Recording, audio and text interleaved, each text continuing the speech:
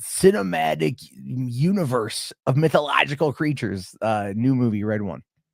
I saw that, and I gotta say, how was it? It's the Black Adam of no. I'm legitimately saying this right now. It will be this generation's Santa Claus, the Santa Claus. What?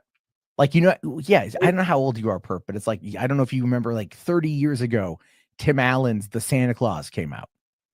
Yeah, I remember that. I saw that in the theater. Yeah, it's a timeless classic. I'm saying that this is going to be this generation's The Santa Claus. People.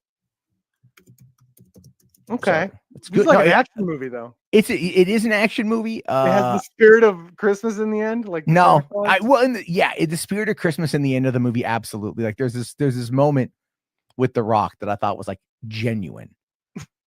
It was a genuine moment with Dwayne. Shocked by it. A little bit, yeah, a little bit. And I was like, oh, okay. Chris Evans, scene stealer. Mm-hmm. He's great in the movie. Hold on. Okay. Did you take your family to see this? No, I watched it alone in my bedroom last night. And you enjoyed it? I loved it. Okay. And I watched. Okay, no, I need to wrap because I watched a cam copy of it. Yeah. I watched a cam. I was sent. Awful. I was sent a link to show that it was online. I was like, what? And I clicked on it, and I'm like, and it starts off, and it's all like Lionsgate, The Collective, and then it cuts over to Universal Pictures. I'm like, damn. And then it's like Warner Brothers Entertainment. I'm like, god damn, they have all three of these major studios, 3 of the 5. Troma. Yeah, right. Wouldn't it be great if it was Troma? You know, and then they're working on this. I mean, look, the best way I'll describe it is this. Like, did you ever see the movie Scrooged? Oh yeah. Yeah, I love Scrooge. Remember when they had the whole scene about the group of the night the reindeer died. Yeah, right. Where the Mercs all sneak into North Pole and tear it up. This movie has a couple shots that are like, I would argue, directly influenced by that opening, by that bit in Scrooged. You're kind of blowing my mind and confusing me at the same. I thought this was an action movie. It is an action movie. It is an action comedy. Yes, there's not really a car chase, like a sled but chase. It is a sled chase.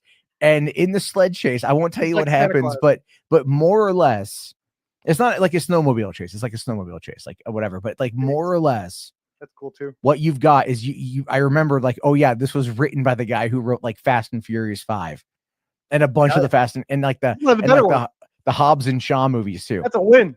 Yeah, no, Chris Morgan wrote the script, and I'm watching it, and like you get to this one point in the movie, and I'm just like, am I doing the freaking Leo snap thing? Like, oh yeah, that's from Fast and Furious, they treat like Santa's sack like the safe in Fast 5. No, but I'll tell you, it's like they just ripped that scene, but with a sack. I'll tell you this: if they're setting up a cinematic universe, which is apparently what they're trying to do with this, I don't know if it will happen or not because of like the budget of being like $250 million, and it's projected to not do so much opening weekend. But I will say that it will find its home on streaming and on home video, and I guarantee you this will become a classic. Just like Harold.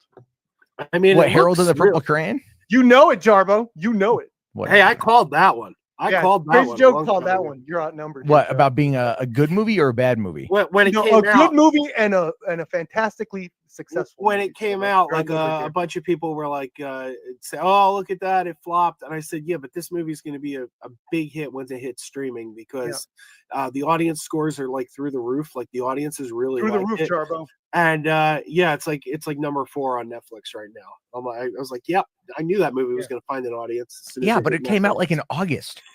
Yeah. And it's only November, so you have 3 months before it's on streaming. But then again, a movie like that, Zachary Levi is a national treasure, and we all know. Yeah, okay. I will say this though, my children do very much like the new rebooted Spy Kids, and he's in that one too. Okay. So did Rodriguez do that one? Yes. Oh, base. I haven't seen it. Maybe so he remade his own movie, but I'm like, how do you remake? The first Spy Kids is great.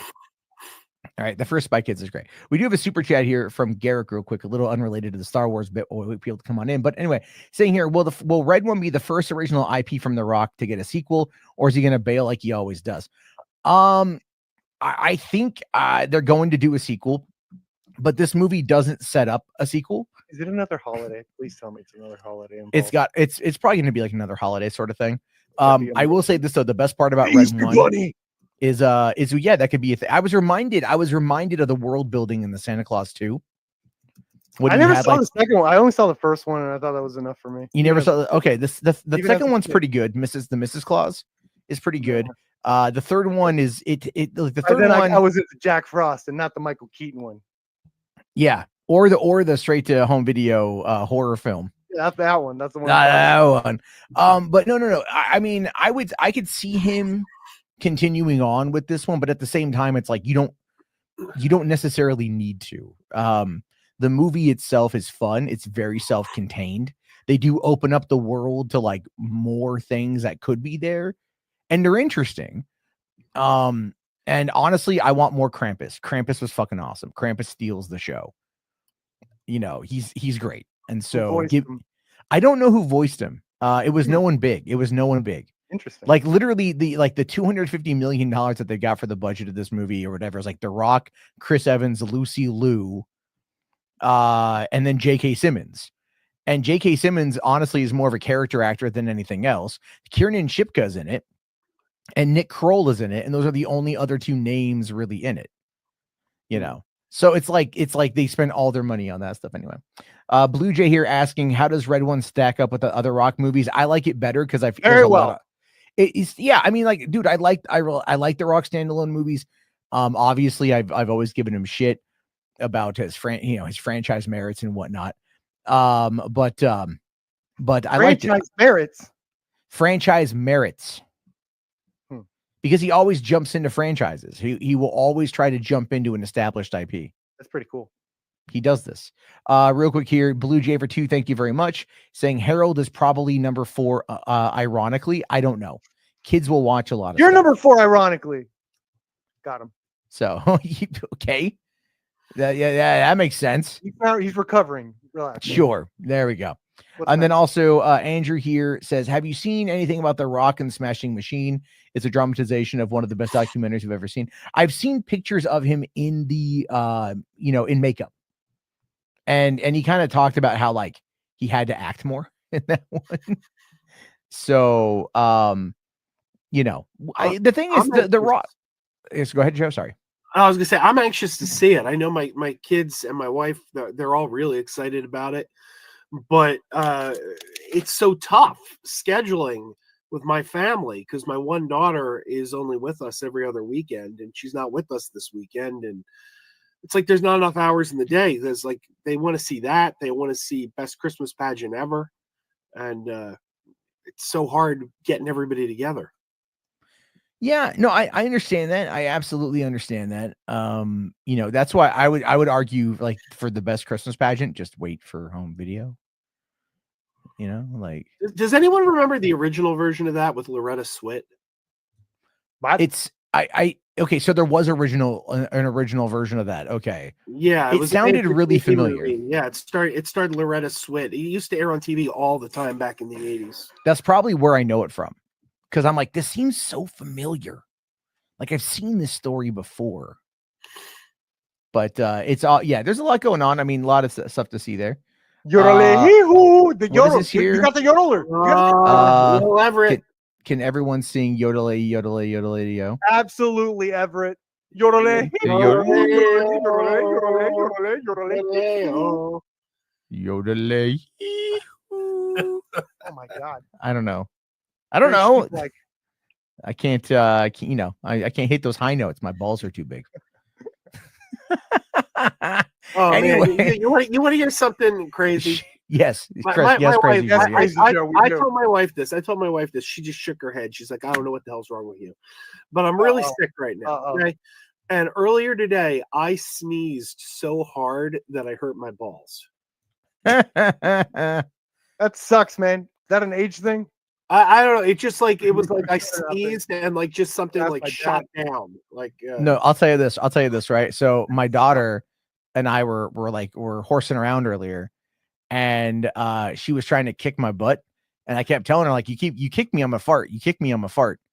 So she kicked my butt, and I farted. I told her I had to fart, but the way she kicked it, no. She kicked my butt, and it pushed in one cheek into the other cheek.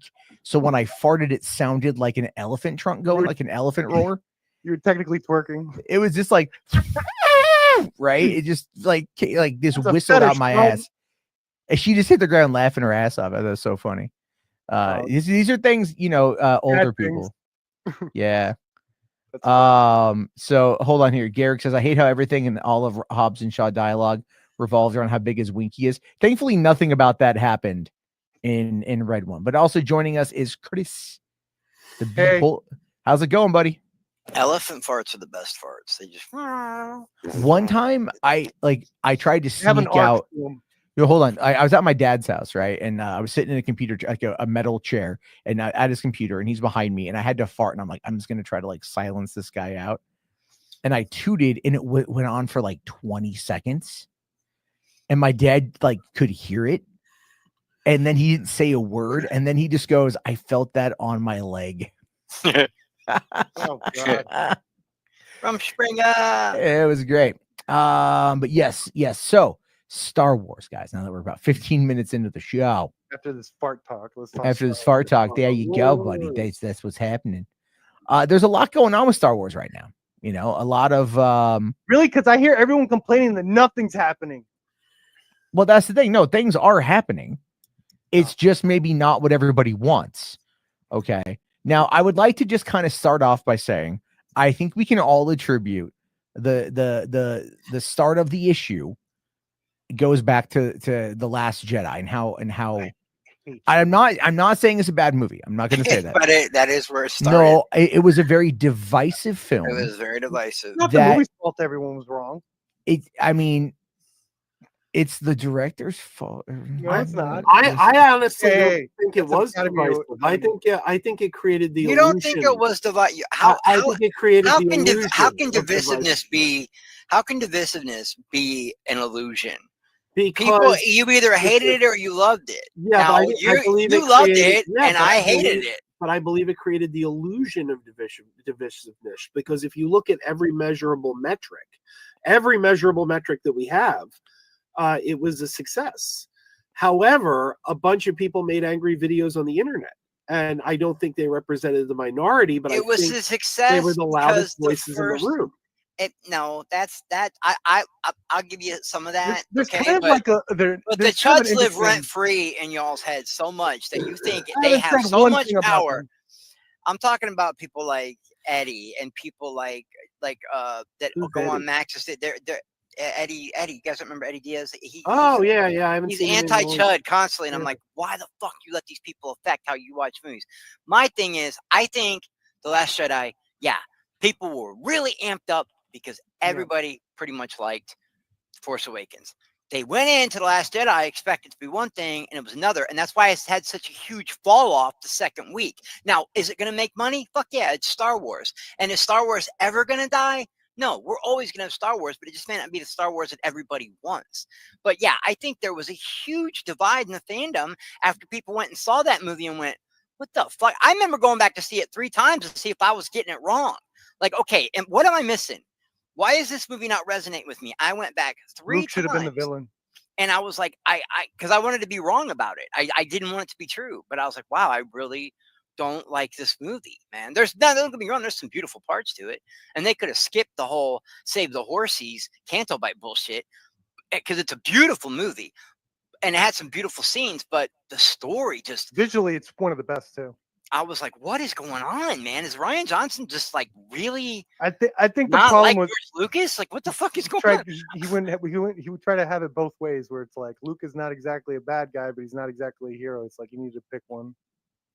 Of this, but I think it caused a lot of divisiveness in there, and I think that the second week drop off, it definitely started this whole what we call grift.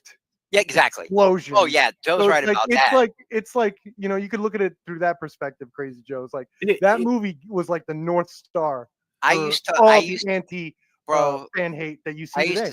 They're using the same methods and tactics and words. I used to champion that movie. My friend Scott, who's probably a bigger Star Wars fan than me. I was like, no, you're just not getting it, bro.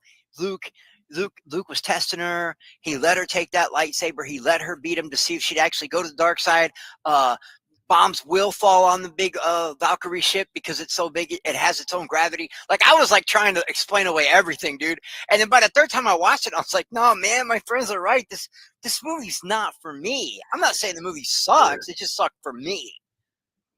Well, I mean, I'm just going to summarize it and just say 2 words that I think will capture everything I want to say. Mary Poppins. Yeah, but that one I kind of I'm actually. Mary Poppins, y'all. I think that one I can actually explain away. I don't think she. No, was actually, how the no, you okay, can't. listen. I don't think she was actually flying through space. Like That's my like favorite scene. I think she was. I think she was trying to force pull the ship to her, knowing the ship was heavier, and it pulled her back to the ship.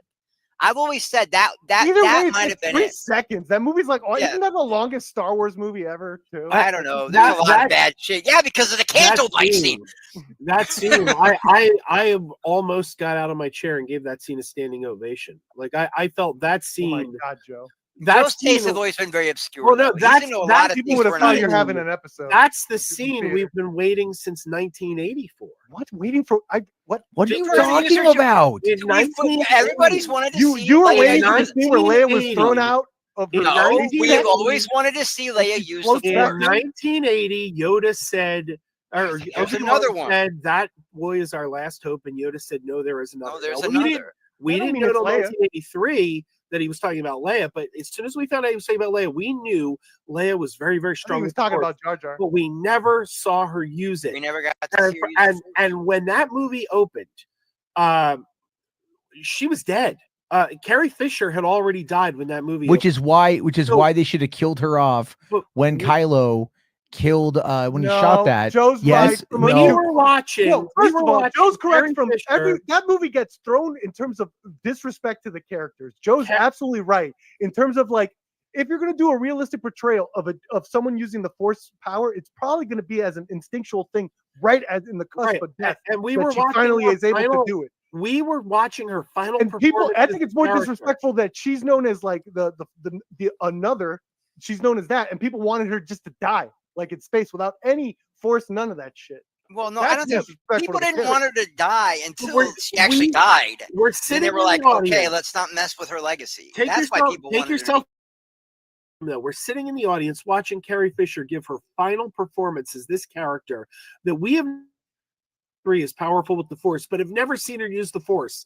And suddenly, we got that thing we had been waiting for, where she suddenly snaps and uses the Force and saves her life. And it was such a triumphant moment for that character in what we knew was going to be her last performance on screen. And I got so excited and so moved, I wanted to give that scene a standing ovation in the theater. I think And I was astounded when I heard people complain about that scene. In theory, it works. In story, it works for the character. But I think what we're talking about, and this was a lot of issues with Acolyte, it's not really the story people are complaining about. Sorry, chat. All the people that said they need to get their story right. No, it's not really. Acolyte, the story was fine. A lot of their presentation is what needs work. And I think, in theory, the Leia thing, yeah, that's kind of like, I like it. I think that would be a beautiful moment. And it's actually like, even robbing like the death of the actor away from the character, like is taking that away from like, even the, like this character lives on, right? I thought it could be a beautiful moment. It's just, Joe, sorry, it looks silly. It's just the way it was presented was kind of silly. It also like they had so many missed opportunities that they could have really, if you want to give people some of the fan service they want, Leia using the Force is cool, but you had the opportunity to have them all together on the Falcon one more time. They never even saw each other. There's so much bad writing in that fucking movie. No, it's unacceptable. You're gonna tell me. You're gonna tell me. You're gonna tell me. I know, because I agree with tell him. me that the minute that where's Han? Luke. Oh, wait a minute. Where's Han? You got to tell him your bestie's dead. The motherfucker you loved like a brother, who was a surrogate big brother, was dead, and literally no emotion whatsoever. They don't even touch on the subject again. They go right to fucking porgs. Like, give me a fucking break, dude. The horsey scene, and get this shit, okay? So let me get this straight. What's his name? Poe Dameron is not only Leia's most trusted spy, but the best pilot they have, and he's done more missions for her than anybody in the fucking Resistance. Yet, we can't let you in on the secret because girl power. Give me a fucking break, man. Those are girl powers because That movie was so fucking bad. military hierarchy. Military hierarchy. You don't let your freaking pilot know like the. He's not, but okay, he wasn't just like. No, it's a military operation. No, okay. And he's her best spy. Why would you leave him out of the loop? He's a fucking pilot. That's it. He's a good pilot. That's it. No, he was also her best spy. Need to know basis. Oh, okay. Whatever. All right. Well, Watch The Rock. Here's the thing with that, right? Is Leia would have told him what's up. Okay. See, even Leia would have absolutely told him what. She would have absolutely told, because Leia's not the thing. Is, it was all Admiral Holdo that was wanting to hold back the information. It was Admiral Holdo who was causing the problem. It was Admiral Holdo who decided to wait till the last minute to send everybody off to fucking Crate. It was Holdo who did the Holdo maneuver, which, by the way, should have been fucking Akbar. Okay, that would have been the fan service moment that everyone would have loved. Because here's the thing: you have a character with maybe like, I don't know, 7-8 minutes of fucking screen time, who's meant to do this magnificent sacrifice that's meant to resonate with the audience. And that part was really cool, though. That part was cool. I'm not knocking that part, but it should have been Akbar was the person. Because it should have been fucking Akbar. Oh, is Akbar there? Who Akbar? It should have been Admiral Akbar. It's a trap. It should have been Akbar. Yeah, exactly. Whatever, right. or they could have done it together. Even if you need calling it, Kuntz in the chat. He should have said that before he died. It's a trap for them. Yeah, well, that's the whole thing. Is like, look, stupid. They're supposed to. You fan servicing these movies is fucking fine. Having fan service of Akbar fucking going out like a goddamn fucking G would have been the shit. It would have been. Or just give me Luke, Leia, Han, the droids. Okay, and Lando on the fucking Falcon one more time. Why do you need him in the Falcon? What is this jerk off to the Falcon? You're gonna that's where they all were. That's where everybody knows them best from. I fundamentally disagree with that argument. At one point they all lived on or did a mission or drove that ship. That ship is the Empire. Wait, hold on. There was never a family unit within them. Luke was always out of there, or Han Solo was out of there. They were never technically in the original trilogy like all together that much. At the beginning of Empire, they were all together. And the reason why they separated was because the Empire found them, and Luke went to go train. And then that's it. And then they were absolutely a family unit. They were absolutely together again when they went to fucking Endor together. Not in the original trilogy. I mean, that's the originally fucking trilogy. In the original trilogy, you're telling me in Jedi, Luke go through. You're telling me Jabba's castle because you're telling me that they all descended. They all descended on Jabba's palace, and they out of what? Out of what? To fucking save Han. No, they did at the same time. Han was family. It was your bro, man. The fuck. I thought. Wait, no. People were telling me that Luke had to have been training. Otherwise, he's a shit Jedi. That there was a Luke never completed his training. Yeah. That's the thing. When I said these newbies bitch about, and he should have been the villain in the new trilogy. That's something these newbies bitch about too much. Training time. Training time. Nobody. When we were kids, we didn't give a fuck how long Luke trained. That's give a fuck now with Rey. Yeah, no, I don't give a fuck about with Rey either. I don't give a fuck about that. I fucking love Rey. I think she's one of the best new characters to be in Star Wars. I just think you got to be honest that George Lucas second movie, and age. The second movie contradicts his own shit. The second movie out of the trilogy is what caused the third movie in the trilogy to get so much hate, and the second movie completely derailed the first movie. That's largely what I'm talking about. I agree with Chris on this one. I mean, never mind like the logical fallacies, the plot holes, the poor storytelling, the bad dialogue. The movie was shot well. The soundtrack is probably the best of the three. I'll give good action too. There's some good action in that as Beautiful well. Scenes, but if you look at it, no one's ever really gone, and he gives her the dice from the Millennium Falcon. He's finally with his sister one more time after 30, 40 years. That's a beautiful scene. The scene with the red salt. How are you, man? There are some great. Okay, let me tell you something. Luke, after 30 years of not seeing him on the Falcon, when he goes back on the Falcon and R2's there, I almost fucking cried, bro. Then what happens? What about when Yoda asks Goofy to remind Luke who he was and how they met? Like that was beautiful too. Like bringing the humor back a little bit with Yoda. And it was beautifully shot. And I think there's a lot of great ideas in there. Yeah. But like, I knew it was Maddie. I knew it was a different kind of movie because I almost heard the Benny Hill song pop off in my head. I was watching it with my daughter, and when she hands him that lightsaber and he throws it over the shoulder, I was literally expecting the screen sound to go. I really expected the Looney Tunes theme song to kick in. Dude, when I got home, do that? When I got home from seeing The Last Jedi, I jumped on Twitter and I saw that somebody had taken the bootleg cut of the scene with Carrie Poppins, and they replaced the music with the Superman theme song.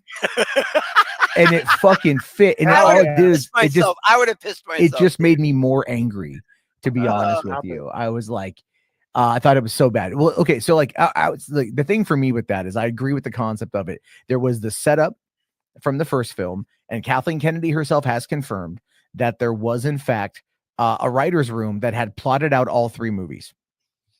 They did. They plotted out all three films. They had a whole whiteboard with, because you have to set up the plot points, and then you have to figure out where they go in order to then set the fucking pathway, right? Okay. So they did that, and then Rian Johnson comes on in, and he's just allowed to kind of do his own thing, and that one was like, and that was like, he's a good director, obviously, and he's a great director. Let's call him. He's just not good with Star Wars.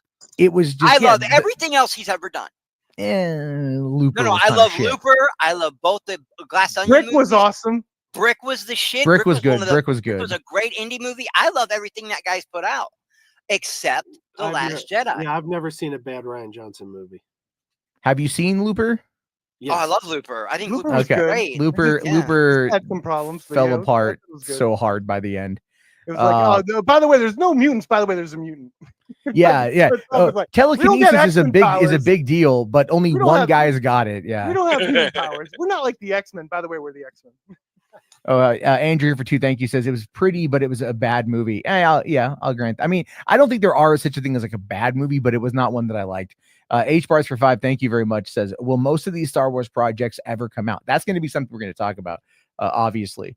But that is the thing. Zapier saying, can I join the call? Maybe in a little bit. Right now we got the 4 people on here, and it's a good amount. I don't want to overdo it, but maybe I don't know how long this is going to go.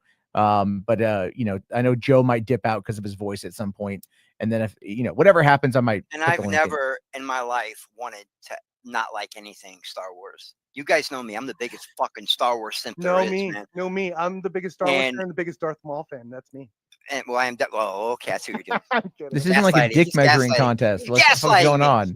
Anyway, but I'll still power through it. I won't even say I hate the movie. I'll say I hate the story, where the story went in the movie, and I'll say that it's my least favorite. People are like, Chris, are you crazy? Nope. I genuinely love The Rise of Skywalker. I love The Rise of Skywalker, and people think I'm fucking crazy. You're nuts. Bro, I can't help it, dude. There's so many great scenes in that movie. There really are. I mean, don't get me wrong. There's some cringe moments. I bet there's more better scenes I bet there's more scenes in Last Jedi. Well, because it's a longer movie, so that's not fair. No more.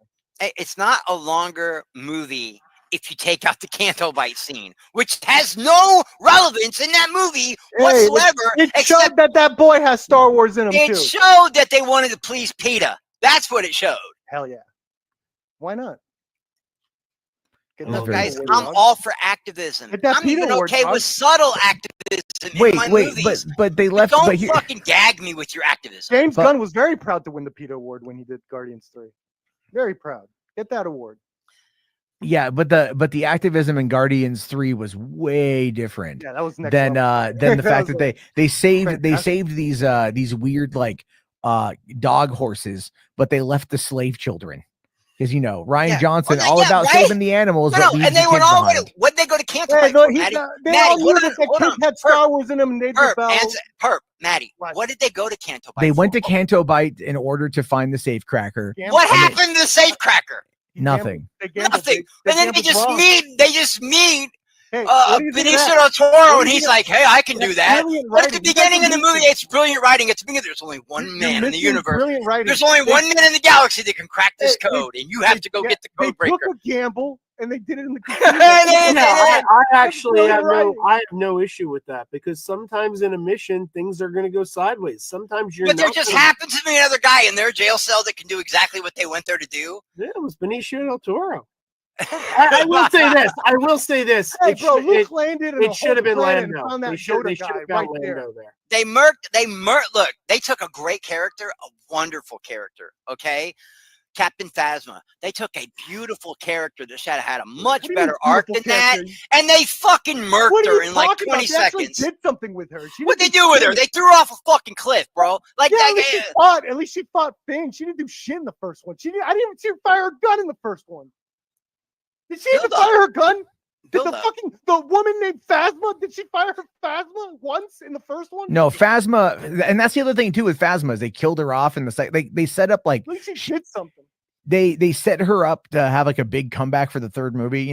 He defeats her, and then they have their third and final battle, and then that would have been great. they just go, oh no, now she's dead. Yeah, she's just dead. All right. Oh no, What? here's the thing though. But here's the thing with Phasma's just captured, and then they're like, let's put her in the But trash. she's a menacing figure. Vader didn't do that much in the first movie either. The goofballs What did Vader do running in the around- first movie? the What did goofballs Vader do in the running around first with of that his senior trilogy? citizen- The goofballs running around with the senior citizen, the comic relief capture her and then throw her in the trash. She didn't do anything in Force Awakens. Finn Nothing. running around leaking and shit. Just He was walked leaking. around. You have to She move. walked around as a mirror stormtrooper and everyone thought she looked cool. That's it. That is literally it. Well, okay. Well, what makes Grand Moff Tarkin so fucking menacing I and don't even know amazing? who you're talking about. He was in like 4 seconds of the movie, the original trilogy. You know what I'm saying? Like Which one? Grand Moff Tarkin. He was the one that said, "You may fire when ready." The old guy that What made him? What made is how he could control Vader.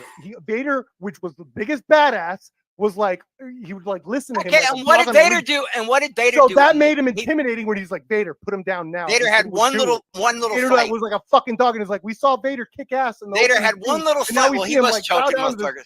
old. They made fucking Vader weirdo very Nazi menacing, dude. okay? And I think they were trying to do the same thing with Phasma. They wanted her to seem so menacing that when she finally did unleash her skills, it would have been in the second or third movie. It was supposed to be about build-up. And I'll bet you, Maddie, they had plans for that character to go farther. And well, I mean, like they did a whole book about her backstory for the new canon, and they've obviously she showed up quite a bit in Star Wars. God, what was that season called? That show called with the fighter jet ones? The racers? Yeah, Star Wars Resistance. Which was I saw the first season. It was good. I haven't seen the second season, but she popped up a lot in that as well. And so, I mean, they were building her character out there. I think that they were trying to like kind of build her into this bigger part or whatever. I feel like everything that happened with The Last Jedi just completely toppled their plans. Like, I don't think either they didn't think people were going to care. You think it's okay? What's that or BVS in terms of toppling? I don't know. Do you guys really believe? But there's a difference. No. There's a difference though between that. New standard in Hollywood. Because no, hold on. BVS, no. BVS, the theatrical edition had a half hour of plot cut out. If they would have released the full on the Ultimate Edition, it would have done a lot better. Movie. No, because a BVS on its own still did over $830 million worldwide. It might have done worse with. No, I don't think it would have done worse. I agree with It might have done worse. No, I don't think it would. It would have had better word of mouth. It had an 86% drop off in its second week because word of mouth was so shit. I won't say that it would have milked it dry. That 72% might have been. A lot of people want to say that, like, you know what? Why the fuck are you always trying to bring DC into shit? What's the matter with you? I'm just saying, like everyone's saying that he's trying to summon RJ.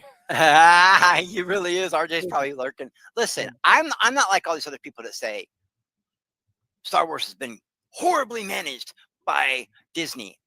I'm not going to say that. I will say they've been very hit or miss. They've been very hit or miss with Disney. But I think Disney's the best home for it. I can't imagine any company doing I keep saying Disney saved Star Wars from its What company do you think could handle Star Wars? Sony? Like Paramount? Warner Brothers? Lionsgate. We go full Indy. Flee. Oh my God. We go full Indy on Star Wars from now on. If I've said it once, I've said it a million times. Disney you want and Star Kathleen Wars- Kennedy have made more good, high-quality Star Wars than George Lucas. Yeah, ever but did. Chris, yeah, you're but one of the reasons. Chris, you're like one the of the only person saying that. I don't think anybody agrees with you. I think you're I the don't only mind person being saying I don't mind being the only voice of sanity. Like like, look also, at what if you want- Disney look at what Disney has to work with in this day and age of technology, and look what George Lucas accomplished with fucking toys. There's no comparison there. Not in my mind. No comparison. George Lucas made 3 good movies, and then he made 3 shitty movies. Also, you Well, look up I how will much Star Wars- I will say Wait. this. I'm not a prequel guy either. I'm not a Fucking prequel go. guy Okay, I either. can look. Fucking I can remove the nostalgia glasses and say the Phantom Menace. Okay, that's the one I'm talking that's about. got But some it gave us problems. small. But it gave us small. And Duel of the Fates, which Yeah. elevates it by like 50 points. Okay, Attack of the Clones, I love it more and more. Attack of the Clones. The older I get, the more I enjoy Attack of the Clones for Revenge how of the political Sith it is actually in my top 3, man. It's in fucking my top fire. 3. Revenge of the Sith is Revenge fucking of the Sith fire. is fire. Even with So the bad good. acting. Even with the bad acting, it's amazing. It surprisingly gets better over time. Do you think the story in that? What do you think the story and the writing is better than The Last Jedi? In that? The story is better. The writing, no. Like, look, we have to start looking at this here as a concept that these are pieces of a larger puzzle. Okay, Ryan Johnson is the only person that went in there and was like, "I'm gonna do my own thing." He basically ended a trilogy in the second movie. There was no setup at the end of The Last Jedi. He took everything from the first movie. That Killing was Luke Skywalker was the dumbest move imaginable with Carrie Fisher having been dead. If you would have cut that scene by 5 seconds and Luke would have lived, it would have given him that Not just that. Everybody was excited after the Force Awakens to see what was going to happen. Where's this story going to go? Half the butts that were in those seats were thinking they were going to get a continuation of. They did. They didn't. He threw everything out the window. Your fucking What family did he were throw out? jungle. He literally took every single plot thread and took it to the next logical place. No, he did not. No, he did not. What are you talking about? One that he didn't. Name one that he didn't. Ray's entire story arc got Hell yeah. derailed. How? Finn's And entire she's the story main arc. character. Finn's entire story arc got derailed. When? Poe is now someone we can't trust. What do you mean when? That didn't happen. Like, when did that happen in the movie?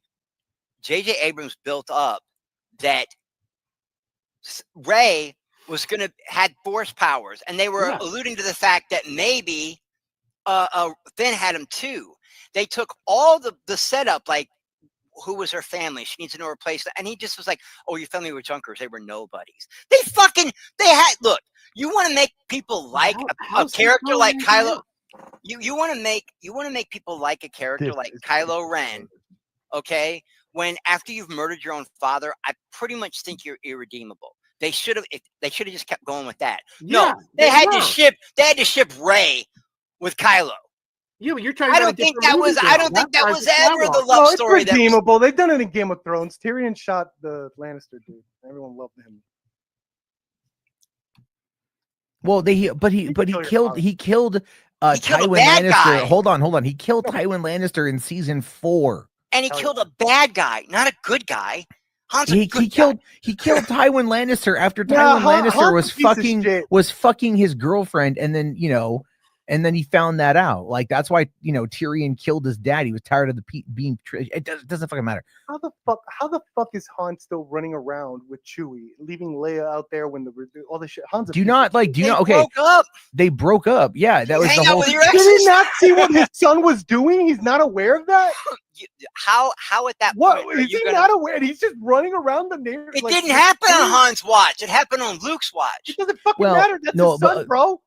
The whole thing with that is that Kylo was manipulated by Snoke.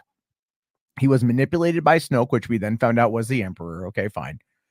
Okay, and then you've got Han and Leia breaking up over that. And then Leia, going back into the military thing. And then what did Han do? Han was a scoundrel. So he's doing scoundrel things. And Chewie, you can, if you want to call him a piece of shit dad, fine. Call him a piece of shit dad. Why?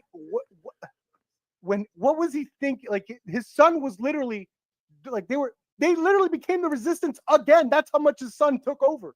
They had, like, his ex became the resistance. That's crazy. What the fuck was Han doing? Off doing his own thing, man. I know that's crazy. Yeah, Not really. He should have died. Yeah, he should have died. I mean, another big, giant, huge plot point that never got answered. Thanks, Ryan. And then Here's after another all big. this bullshit, he's gonna go Dude, over there. that the argument you're making right now is so fucking asinine right now, bro. No, it I think he's trolling. I Han's think a he's deadbeat trolling. dad. But no, look, here's another huge plot hole that Ryan never gave. Who's the big goggle bitch that was flying around and Maz Kanata. Yeah, okay. What the fuck is she doing with the lightsaber? That's a story for another time. That's a story for another time. Never got it. Why did Ryan Johnson have to answer that? There was another. He thought JJ had it in the bag for the next. There was another what? There was another movie. Yeah, an entire movie to put the trilogy back on track that he threw off track. How did he go off track? He took it as a. I already explained the movie in an entirely different direction. Let's look at it like this. You're not going to listen because you like the movie. There's only one. But I'll tell you how right you are. The trilogy off track, and that's Rise of Skywalker. Because Rise of Skywalker, Episode 7, Force Awakens. I'm going to make my mask the story one way. And the next one, the Last Jedi, takes every plot point that the Force Awakens gave us and takes it to the next level. And then Rise of Skywalker abandoned what they were given. Because Joe, what? At the end, hold on. At the end of The Last Jedi, there were no plot points leading into the next film. Yeah, there was. No, there wasn't. Yeah, there was. There wasn't. Kylo Ren's rise to power. Kylo had already. No, he wasn't his rise to power. He took power. Exactly. He took power. Exactly. Okay. Rey had the now, text. Now we go into Episode 3. There's no cliffhanger. There's no cliffhanger at the end of The Last Jedi. It legitimately just ends at the end of Attack of the Clones.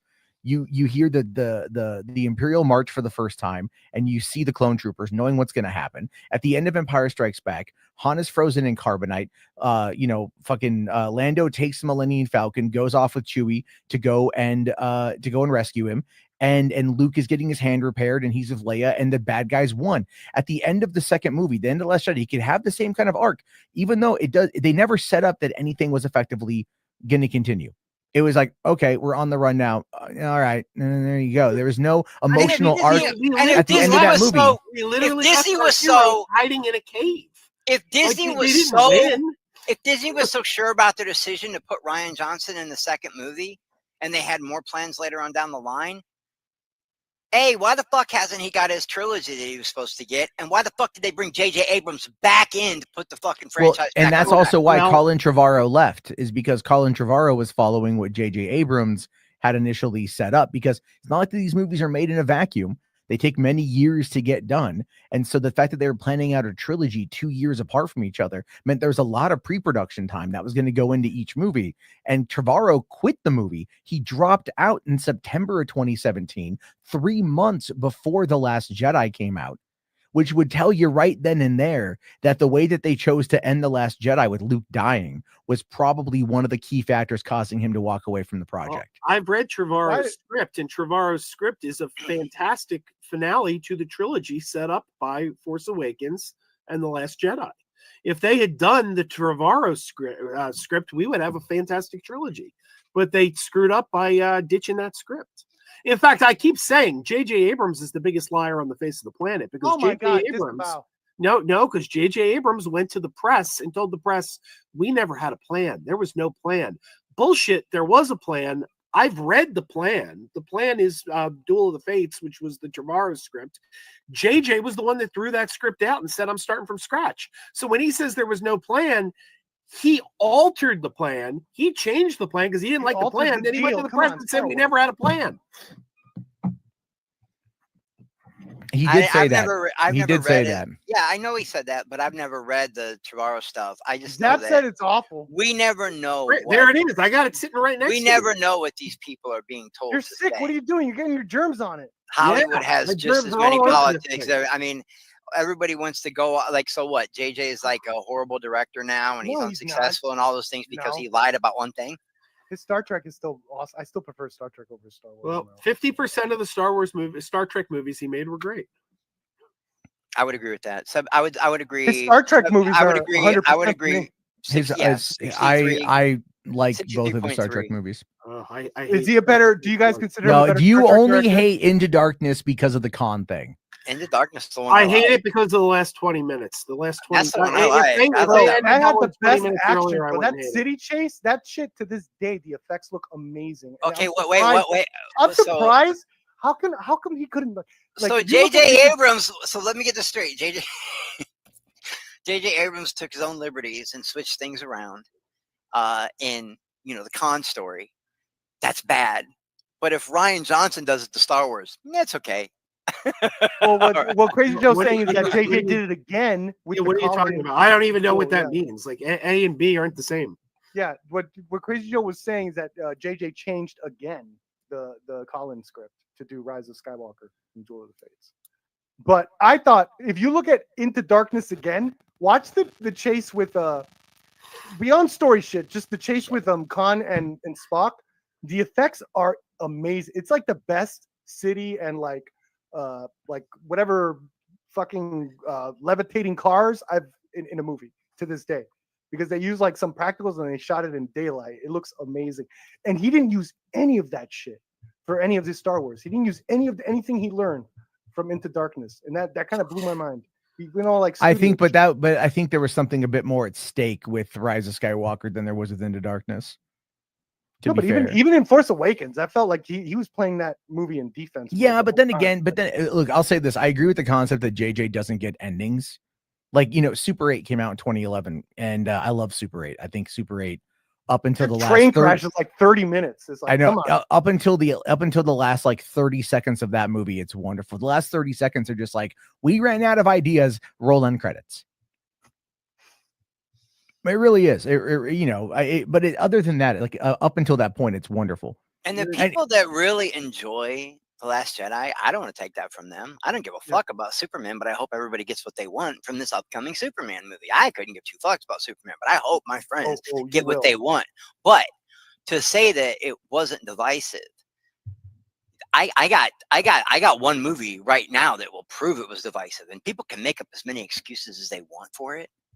There's a reason Solo lost money. Because Solo's a good fucking movie. That doesn't make sense, though. Solo's a good movie. People were mad at Disney for The Last Jedi, so they spoke with their wallets. But that doesn't make sense. That's like saying I don't like E.T., so I'm not going to go see Smokey and the Bandit.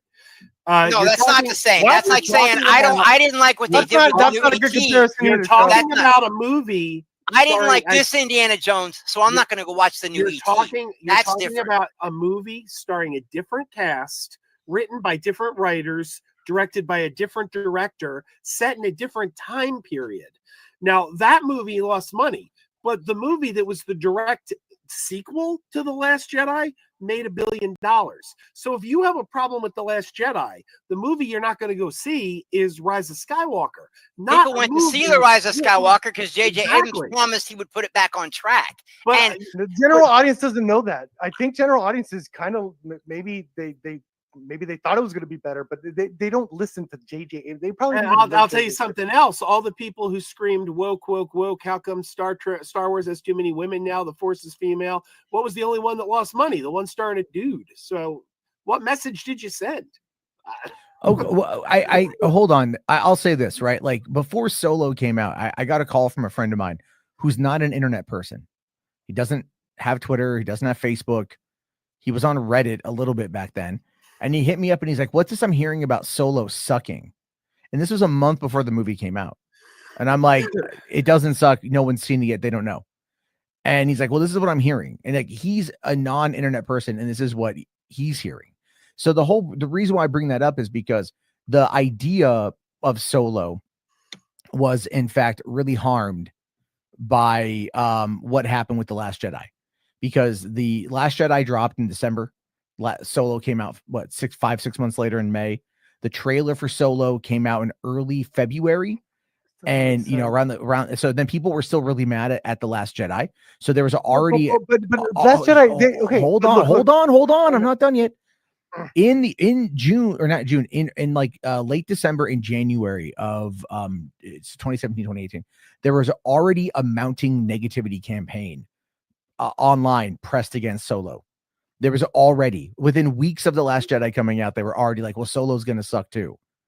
It had nothing to do with Alden Ehrenreich. It had nothing to do with that. Now let me tell you exactly why Solo lost money, and it's Deadpool 2's fault. Deadpool 2 was originally slated to come out the week after Solo. Then, because of the Fox merger, Fox decided that they wanted to get ahead of Disney and undercut them by releasing Deadpool 2 the week before Solo. Deadpool 2 came out, did $88 million domestically in its opening weekend. Second weekend did somewhere around $44 or $48 million. Solo did another $80 million that opening weekend. Had there not been Deadpool 2, Solo would have crossed the $100 million mark. But I think you had I think you had way too much going on. I think they undercut it. I'm sorry. I have to comment on what Shifty Gizm says here. Shifty Gizm makes a comment about Anthony Ingruber should have gotten the role of Han Solo. Absolutely not. Anthony Ingruber is an impressionist. He does a good impression. He's not an actor. Movie would have been absolutely horrible if they had given it to an impressionist. That's all like, I know is if they that's like getting out, like Dana Carvey to like star as like, you know, your Johnny Carson in a biopic. Like, I mean, it's like, yeah, the he Rise doesn't of Skywalker. All I know is the Rise of Skywalker barely cracked $1 billion. Okay, that's still a ton of money. But if they'd have said Rise of Skywalker, directed by Rian Johnson, it would have made $8. That's what it would have made. No. I'll say this about Anthony Ingruber. Anthony Ingruber was a great body double of Harrison Ford in The Dial of Destiny. But he but he didn't play Harrison Ford in The Dial of Destiny. Everyone I was very impressed. Everyone hated that second Transformers movie. And then they got the third one by the same director. Why did that one? I don't know, but that's so weird because dude, fucking I love the second one. I love the second one. The second movie is not great. I love The Dark of the Moon though. There's a couple problems, but but the general consensus, just like how Crazy Joe loved Last Jedi, and maybe the second Transformers wasn't good. Right? It still made money, but like the third one still made money too. I think Han Solo, there was, as Jarbo said, a lot of factors.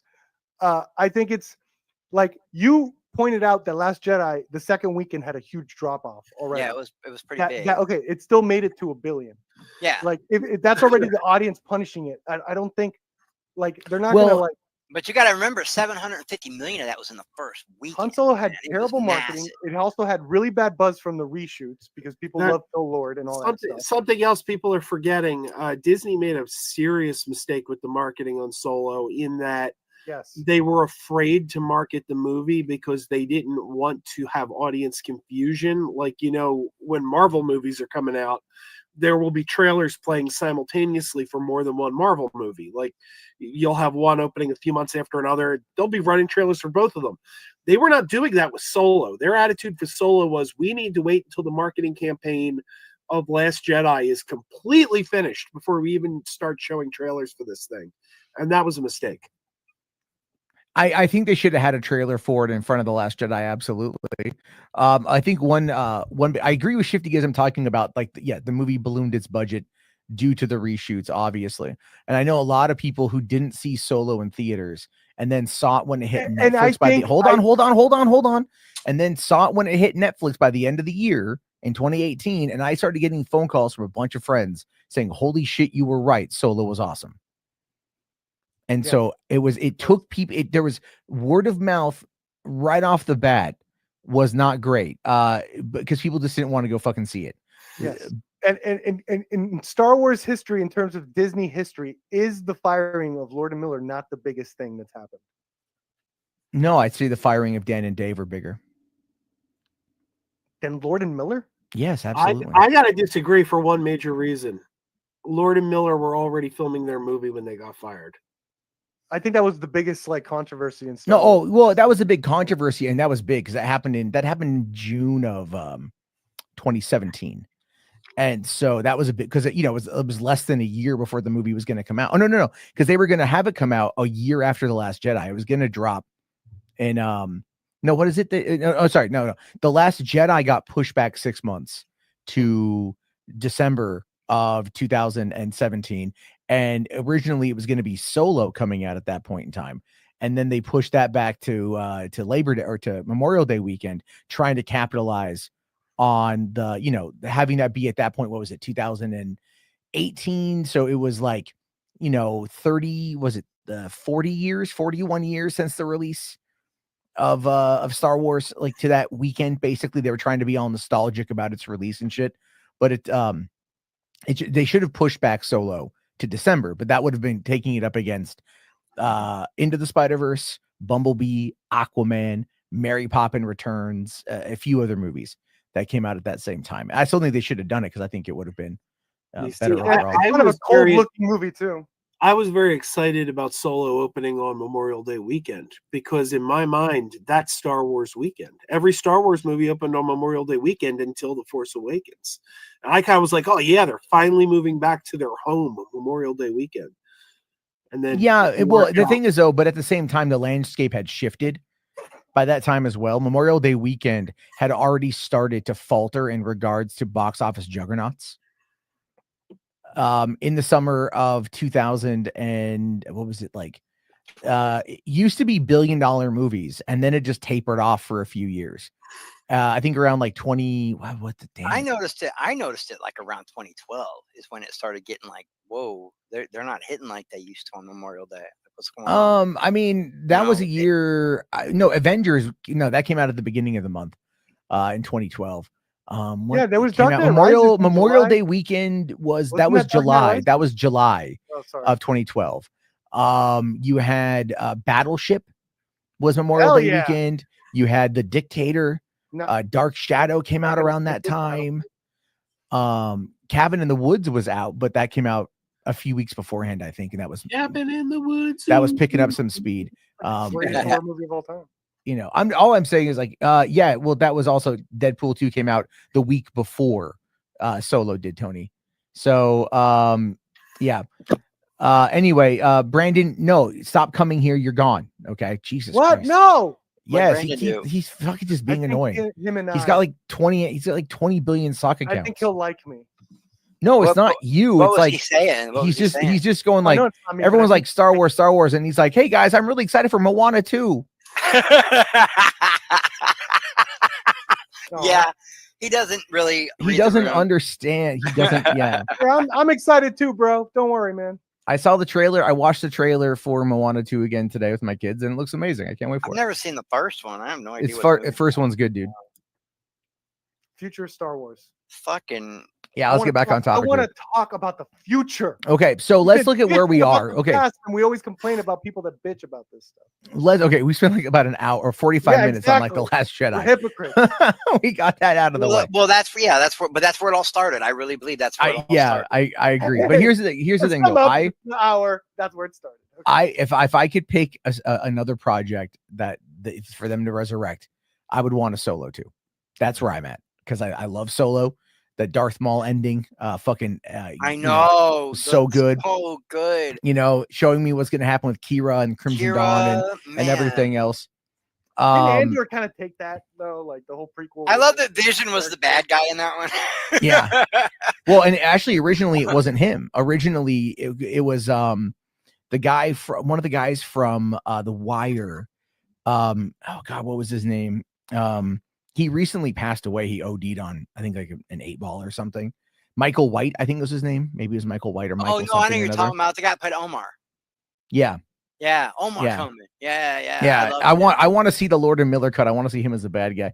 But anyway, so he's got one last movie out. I think it's called Breakdown. It's with him and Finn. And then goes in to rob a bank. It's very Dog Day Afternoon, bro. It's very good. And he's like the negotiator, SWAT team guy. Yeah, the guy that played Omar. Very fucking good movie. I think it's called Breakdown. But not the Kurt Russell Breakdown. Not the Kurt Russell Breakdown. A different. That just got a 4K release. That's a breakdown. Out of the blue, that just got a 4K release. Where's my wife? And I still remember the line from JT Walsh. Does the carpet match the drapes? I like when he's got, dude. I love when he's got, because it's a car movie. For me, it's a car movie. And when he gets that dude duct taped to the passenger seat, and I bet this baby stops on a fucking dime. He keeps hitting the brakes, choking that dude. I love that scene, dude. I gotta watch it again. I saw it That's last one time. of I those saw it. movies where you're just like Great rooting movie. for Kurt.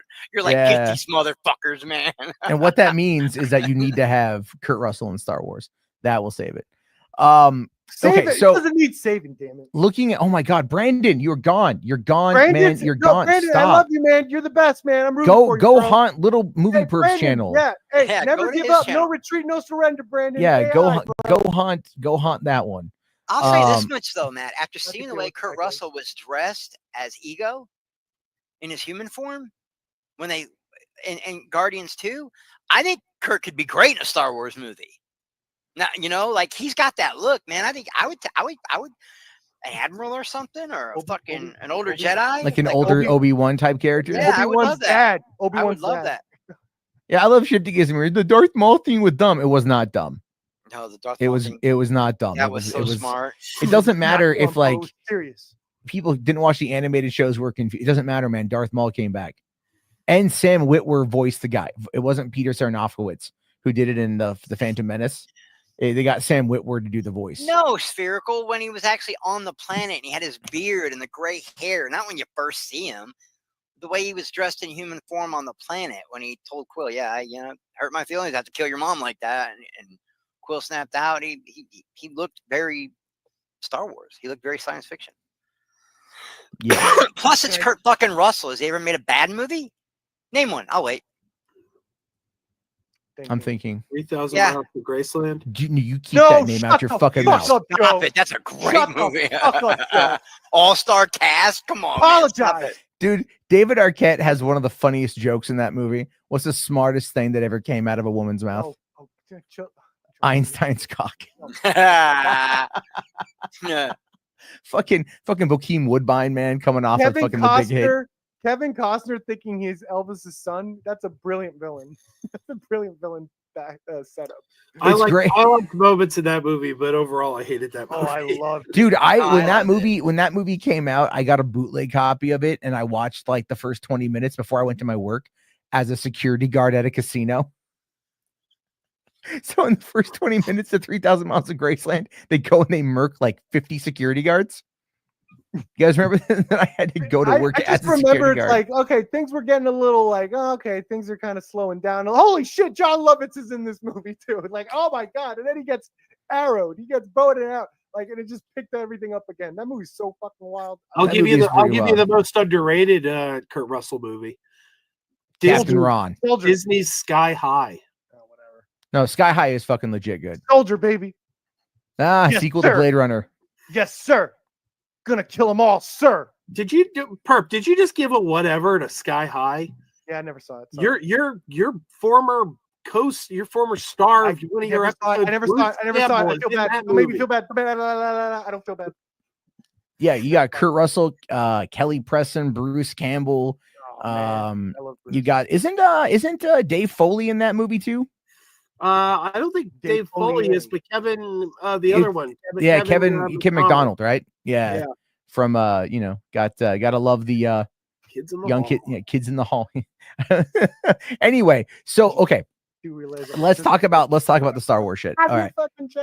So looking at where Star Wars, okay, so after you had the Mandalorian come out right before the Rise of Skywalker, and that kind of reignited the fan base, I'd argue. And it's been there. Baby Yoda, 5 years now. Everyone collectively agreed that's good. Yes. Yeah, everyone collectively agreed that it was good. The chuds who hated Gina Carano popping up in episode 4 seemed to love her a little while later because her politics match theirs. Okay, whatever. That's exactly what happened. But then you've got, so you got the Mandalorian, and then a month later is the Rise of Skywalker. And after the Rise of Skywalker came out, people were still more talking about the Mandalorian. And there were talks, Bob Iger was talking about will it ever come to theatrical? And he said maybe, right? And then now the next movie coming out in 2026, which just wrapped filming, is Mandalorian and Grogu. And if you look at from that, I think that's going to be what revitalizes the franchise within the theatrical stuff, is having Baby Yoda on the big screen is going to be pretty big. Man, because everybody's gonna come see that. Sure. Shit. Fuck Especially yeah. the girls. Now, The girls That's are an gonna come easy out. bet, Yeah, Tribal. Let's that's get some hot takes in here. Let's get some hot takes in here. You know what I think? It's time for a rated R Star Wars. It's coming. If these things keep like underperforming, oh baby, we're gonna get one. We're gonna get one. I don't know if they'd ever go rated R, but they might do something that's like a movie for like TVMA? Disney Plus, like TVMA, right? Super Because Andor kind of is, it kind of like skewers the line a little bit in some places. You don't think It's we'll ever get like a horror based? I would love it. I would love if we got a horror based Star Wars. Can we get a Star Wars comedy? Clearly, you never saw Star Wars Resistance, or there's what was that one? Or Star Wars Detours. Yeah, Detours still hasn't seen the light of day, but there's I know. there's something like 100 episodes. No, there's not that many. It's like 50 or something done. Maybe there's like two seasons worth at least. Yeah, and they've got all that shit. Give me a Max Rebo movie. Max Rebo lives, motherfucker. Oh yes, We dude. watched him die. We literally watched him die. Yeah, we didn't watch him die. He was just in the proximity. No, he never was. He in the actual hut? No, Max Rebo was in the Book of Boba Fett. He was playing piano when that fucking place blew up. Everybody died. He's one of them. He's not. He lives, man. That sucks, man. All right. He lives. Okay. I always felt Star Wars. They should just use templates of other movies and just Star Wars-fy it. So I thought with Max Rebo, it would be great if they're doing like a Blues Brothers thing. He needs to get the band back together and avoid the Empire and do all this crazy hijinks. And just do Blues Brothers, but with Max Rebo. That'd be pretty funny. Who would be the John Candy character? Boba Fett? Yeah, Boba Fett. Boba Fett hired by, once again, he gets hired by the Empire. Well, see, okay, so like if you look at it as a whole, right? You figure the TV shows, the Book of Boba Fett was I would say more better than not, right? Had more good about it than it did. Some stuff really stunk in the Book of Boba Fett. Yeah. But I think overall it was fine. Also, like everyone had the same talking point. It's like it's what's that fucking? It's Warrior and Cub. It's Warrior and Cub. It's Warrior and Cub. Oh, like, Lone Wolf and Cub. That was dude, I heard that every 5 fucking minutes. Every time I mentioned Mandalorian. Because that's what that's. I mean, that's Lone Wolf and Cub. And I'm like, okay, yeah, sure. So is Logan. Okay, who cares? Let's go. Yeah. So is The Last of Us. Yeah, there's a lot of that going on. There's a lot. Yeah, it's that's what I'm saying. Star Wars needs to be doing templates. But then again, even like, was it the Star Wars itself, the movie A New Hope was like largely based on Hidden Fortress from Kurosawa. Its influences are in no way hidden. Yeah. So by having other influences no way hidden, it's fine. Like no one really gives a shit, I don't think. Now when it comes to, that's why I didn't mind the Acolyte having space witches, because Kurosawa had witches in his like feudal Japanese films all the time. And there also are space witches in Star Wars. Well, I don't know. I'm just talking movies. And I'm saying if you don't have any, anything to go with, and I know there is source material. I know there is. I'm just saying if you didn't, you could get the inspiration from George Lucas and how he was inspired by what he used, his influences, and just branch off from there. And eventually you get to space witches, because Kurosawa used witches in Rashomon and some other movies, I'm sure. Yeah. So no matter what, it's there. Sure. No, I agree with you. H. Bryce here says Matt loves the bike gang in Book of Boba Fett. Yeah. No, I don't. I did not like the modders. The modders were the worst part. Matt, this is your channel and your stream and your audience, so I want to ask permission. Am I allowed to make fun of your viewers? Which one? Thiam. I don't know who he is. That's a Twitter comment right there. I don't know who he is. Feel free. That's a dumb comment. So everyone talks about it.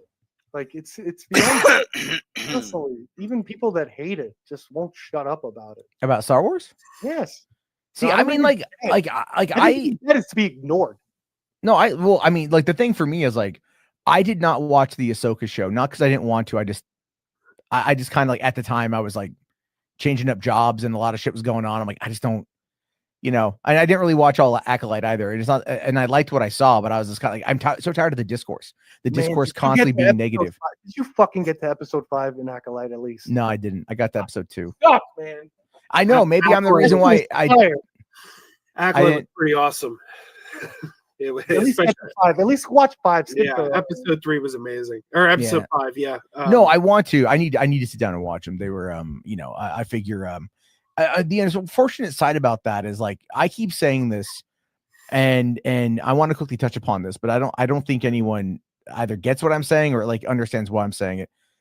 Star Wars has a sweet spot, and that sweet spot is between Andor and Mandalorian. Oh God. It is You're one of those. I am one of those. And I'll give you. I'll give it a Star prime Wars example. is limited. That's the Yes, exactly. Star Wars is limited, but that's okay. That's okay. Did you? Okay, look at World War II movies, right? Yeah, World War II movies. We already know the outcome, but what we like is the intrigue, right? We like the adventure. It was like everything about World War II. Everything was ramped up to 12. Right? Everything was life or death. It was the world could change on a dime.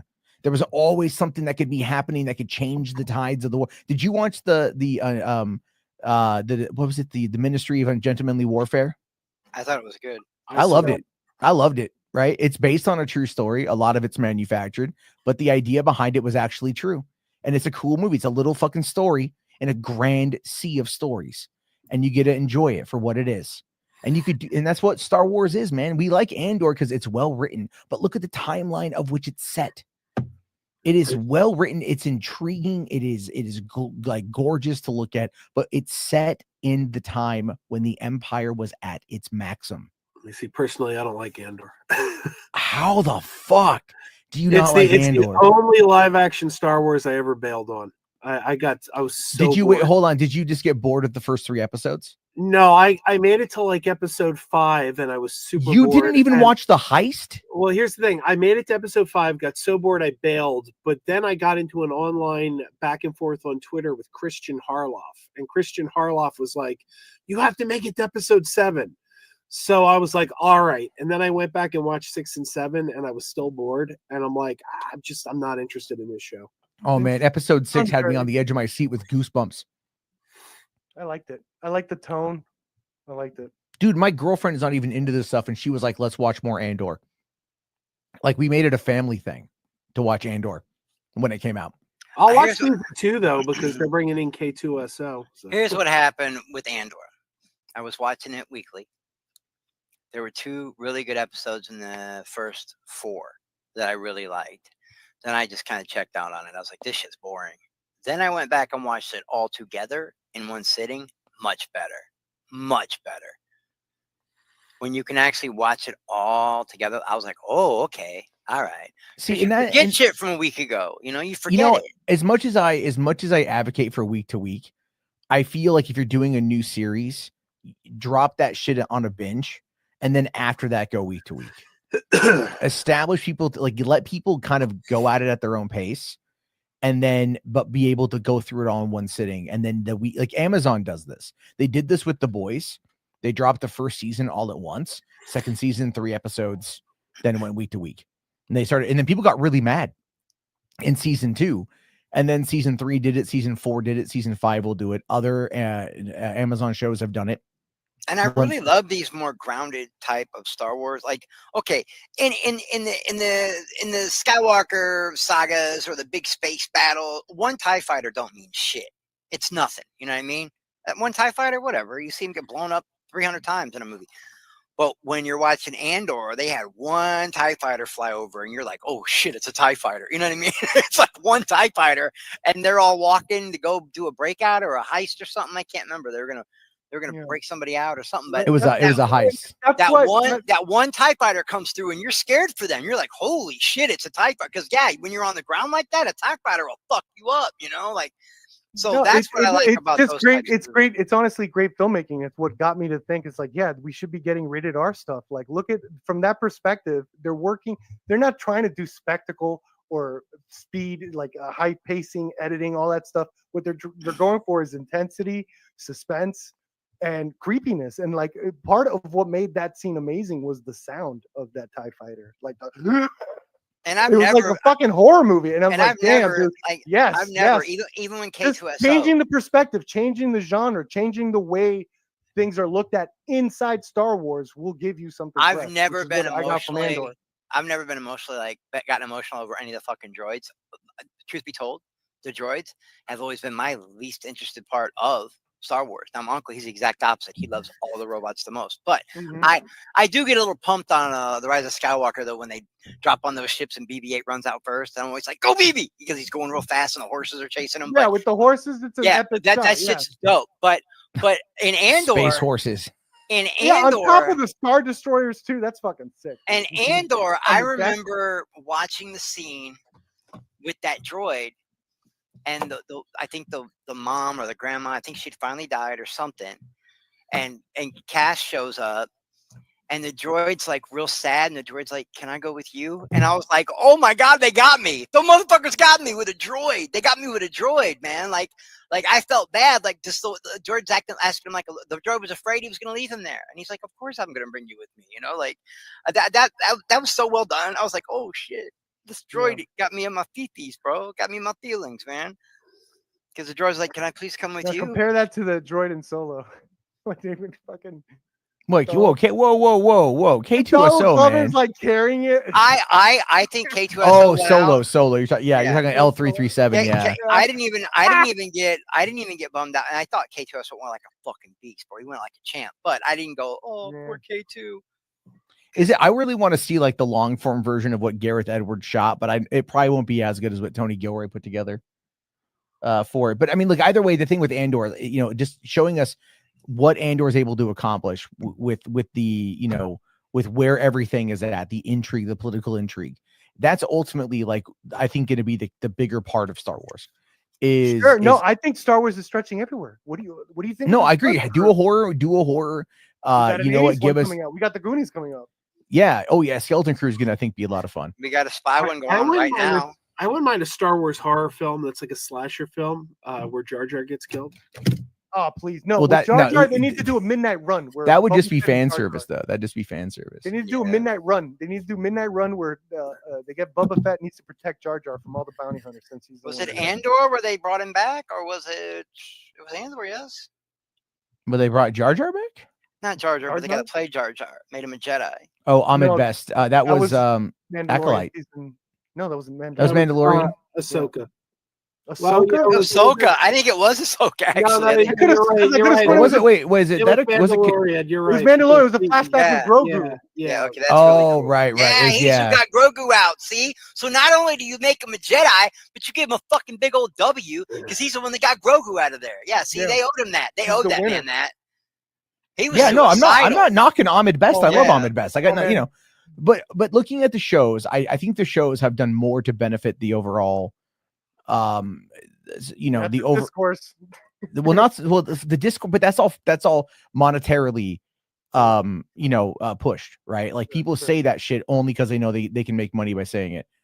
I think there's more people that like it than don't, but I feel like you're not finding that on YouTube. You'll probably find greater appreciation of it over on TikTok. TikTok largely ends up being a better place for those kind of short form discussions, but you just don't get them here on YouTube at all. I think Disney is doing small little almost like shadow wins that people aren't noticing with like the Acolyte specifically. I could tell you that it got a whole new fan base into Star Wars. Like it got I think it was a little more leaning towards the female side. Anecdotally, I could tell you my girlfriend that's not into Star Wars at all really liked the Acolyte, and she's like, okay, I could see this. I could see more of stuff like this. And likewise, like the shippers and all that stuff, like they're going nuts with some of the characters with the Acolyte. And I think that was Disney's plan is like, yo, we're going to be reaching people with these stuff like the Acolyte, stuff like the Skeleton Key. And then hopefully that's what I'm saying, like the future could be in a rated R. They're going to try to get like the 40-year-old guys that really responded to fucking Rogue One and the violence in that. And and I think that's the wartime, that's what I'm talking about though, is like your sweet spot largely is between Andor and Mandalorian, right? Probably because Mandalorian leads into Heir to the Empire, and that is what they are building for. That's what the Mandalorian and Grogu, I think, is going to lead into the Heir to the Empire movie, because there's another film that, because Filoni wrote and directed The Mandalorian and Grogu, which is now done filming, and Pedro Pascal will be I'm without the excited helmet. for it, man. He's also chomped his he's been directing too, so I think he's learned the thing. Here's what I'll give. I give credit to Kathleen Kennedy and Ryan Johnson for this one. Is when Kathleen Kennedy took over, and she brought in Dave Filoni. She asked him what he wanted to do, and he says he wanted to learn how to direct. And she actually set it up to where he shadowed Ryan Johnson on The Last Jedi. And then Filoni working with Jon Favreau and everything else, and learning also from Lucas. I think Filoni is in a well-suited position to really be able to knock some shit out of the park. What my only thing I want out of Filoni is I want him to experiment a little bit. I want him to try something that's not comfortable. Clone Wars is comfortable to him. Ahsoka is comfortable to him, right? Mandalorian, Grogu, that's comfortable to him. Let's do something a little bit further out there. Like, let's try something a little bit. I think not yet. I think if he's still directing and he's still chopping his bit, be comfortable for a little bit. I think once he goes his way around the camera, then go ahead. And Sure. I mean, look, he's developing another movie. Obviously, we have Thrawn and Ahsoka, so we know where things are going. Are they going to recast? Yeah, and Ahsoka, I think he needs to work on his action. Well, I haven't seen Ahsoka, so I can't tell you. But I think see, again, talking about the Old Republic, I see Spherical Man talking about he did mention this real quick here. Thank you for that. And I did see your super chat H bar, so we will get to that later on because I just don't want to answer that right now. Star Wars definitely has a future with Dave Filoni as chief creative officer. The only people upset are either the Chuds or Steve Shives and his ilk. Yeah, Steve Shives can fuck off and die. Zap, if we have time, man, I already said that. So I think like with Filoni, him having the opportunity to really kind of step in and be a creative force is going to be something. And working on all these, there's all the reports definitely that came out. Star Wars, yeah. Well, look at what they said. Look what came out the other day, right? We found out that there's Simon Kinberg is developing a new trilogy of movies, and that's just one person developing a new trilogy of films. Like they're working on other movies as well. There's stories out there that Rey is going to be more of an Obi-Wan kind of central figure to movies going forward. And I'm not too sure how I feel about that because the most powerful Jedi ever. Let's go. The most powerful Jedi alive at that point, I guess. But then the Force also, either the Force is realizing that there's not a lot of Force users left, so it's just kind of giving the Force to a lot of people. Give it all to her. You got Palpatine blood in there too. Yeah. Oh, god damn it. Let's see. Parallax asking, can Dave potentially become the new Lucas? Well, that's what people want. I think that's the idea they want to give. I think that's the idea that they want to give. Is that Filoni will be the creative guiding hand, and they have a Lucas film story group that does all this stuff too. Yeah, no, those guys fucking suck though, man. Like I don't feel like they've upheld their end of the bargain in regards to the power that they're given. I mean, I know that they did the High Republic initiative, and that's something that they wanted to build off of. There was a movement back in 2019. Before the release of The Rise of Skywalker and The Mandalorian, where Disney was working with Tencent to translate Star Wars novels and to basically give them away for free in China while hiring Chinese writers to write Star Wars centric stories that have Chinese traditions built in. And the reason why they do this is because out of the 1.6 billion people who live in China, 460 some million of them read ebooks every month. And since Star Wars doesn't do well in China because there's no cultural history there, there's no nostalgia there, they were trying to build that up. How did Avatar break through? Avatar broke through a simple story. Yeah. Simple story, beautiful animation. Nature. Right? I'm not familiar with Tencent. Is that one of 50 Cent's kids? One of the 5. I'm gonna go light on you because I know that you're not feeling well, but that was bad. Many men. I thought it was great. I'm proud of it. I think I got cancer through. I'm kind of mad you didn't save it for my death upon me. But there's but either way, I feel like Disney tried with China. It didn't really work out well with China. But then again, the Mandalorian and Grogu, that we don't know if that's broken in over there. I see kids all the time wearing Grogu shirts all the time. younger kids. So those kids are going to show the fuck up. Like, I mean, I would go as far as to say that The Mandalorian and Grogu has the potential to be a higher grossing movie than The Force Awakens. Isn't there like a thing? Grogu. Now, forgive me if I'm wrong here. I'm not the most well-versed person, but isn't there like a thing in Asian culture where they're like really into things that are cute? Like that, like cute means kawaii culture. Yeah, I don't like where this is going. That's Japan, but that's Japan. Yeah, that's Japan. Kawaii is Japan. Yeah, China likes cute shit too, but it's like it's like if they can make it break in. Because that Baby Yoda would fit that. I would think. Baby. I mean, that's the whole thing though. Is like, before my daughters could fucking like talk, they knew Baby Yoda, right? Like they saw me watching Mandalorian. I bought, a couple of those. Like they had the Kenner, whatever. Costco had a bunch of the Grogu. I got 2 right now on my desk or on my fucking dresser. I've got a Baby Yoda piggy bank, ceramic piggy bank I was given. I've got my Kenner Baby Yoda, like basically life size, and then I've got my Joker Baby Yoda behind. I bought off Amazon for like $15. And then we've got 2 big Baby Yoda Squishmallows. Like I'm talking like the bulky size, like the jumbo you need to size. Show this shit, man. Yeah, I will. How many of them are yours, and how many? Those are my kids. Those ones are my kids. All right, but I did get flat out to us like this, huh? No, they're my kids. We've also got a Chewbacca one too. Yoda squishy. Are you telling me? I'm looking for a. We have 2. We have 2. But they're my kids. Sorry. Are you? I'm looking for a Quimir. I don't think you're going to get Acolyte merch. I'm sorry. I don't think it's going to break in. Just you wait. No, I think they will. Look, as much what I know about Hasbro, here's what'll happen.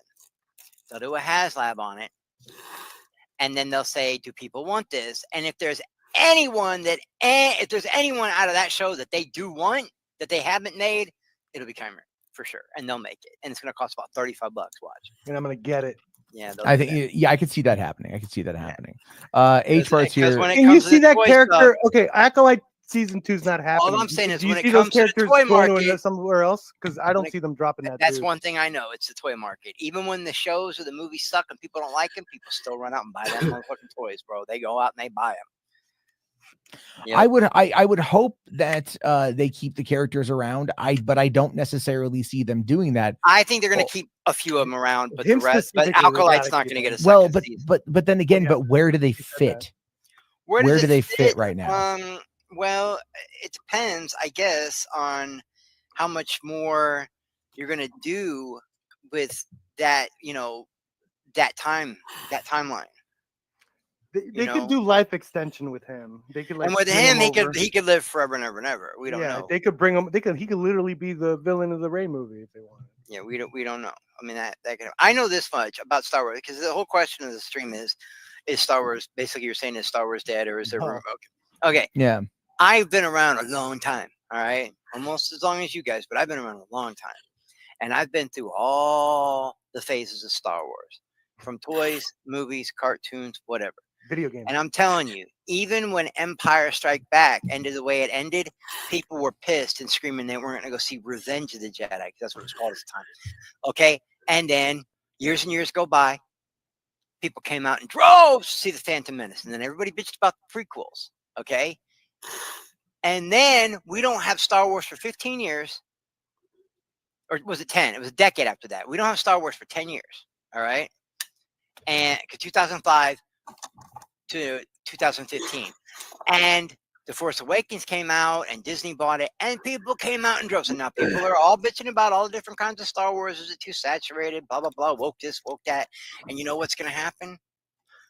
We're going to go through a Star Wars drought, and the next time a new Star Wars thing comes out, it's going to make another 2 or 3 billion. It's just going to keep happening because Star Wars is never going to die. There's another thing. You always hear people today, these, internet lurkers, Twitter people, that they always like to say, "Oh, the new sequel trilogy. There's never gonna be nostalgia for this the way there was for the prequels." That's a total. I still go back and watch them. I still Yeah, go back and watch. there's a whole generation of kids that was their first Star Wars Even movie. The Last Jedi. Even The And Last Jedi.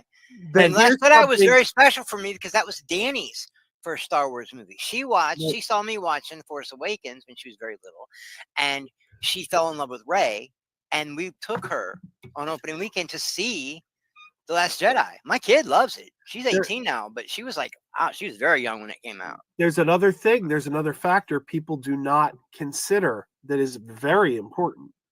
And that is, and this is another reason why when I hear people say like, oh, they won't make another, why are they going to make a Rey movie? Well, like, why would you do it? Well, because she's based. Because Disney built a whole theme park land around her era. Fucked that up so bad. I don't like that argument, Joe. That's such a that sounds like they don't want to. But wait, are you talking about Galaxy's Edge, or are you talking about there's a Rey theme park? Oh, okay. No, Galaxy's Edge. She's in the Rise of the Resistance ride. She's a walk around character. That whole park is based on that era of Star Wars. So they have a lot of money invested in the character, and there's a lot of kids that go to Disney World and they ride these rides, and therefore it's like you look at the cult around the character of Figment. You know, Figment's never been in a movie, never been in a cartoon. People only know him from that ride. And there's people that get him tattooed. There's like a fanaticism. I love that. And here's the God's honest truth about all this shit. Here's the God's honest truth. You cannot, everybody's not going to like everything all the time. Okay. It's not going to happen. But the fact that everybody gets so in their head about, well, I like Sony. What do you mean you like Xbox? What do you mean you like that Star Wars movie? I loved it. Like, people actually let that affect their conversations. And it's just not that serious. You think I give a fuck about what some chud says?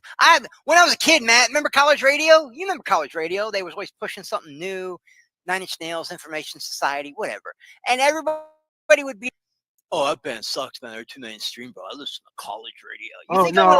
I was a total College Radio snob. I liked College Radio too, but on the radio. Right.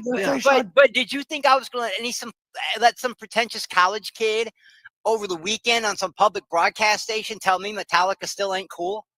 No fucking way. I'm not ever going to let anybody. I watch it for me. I like shit that people hate. Okay, I do. There are movies that I'm like, dude, this movie's so good, and people are Madam like, Web stands tonight. What the fuck are you watching, Chris? I'm like, I'm watching Rad, you know, and they're like, that's just from like 1984 or some shit. Why are you watching that? And I love it. I own Rad on 4K. I love Rad.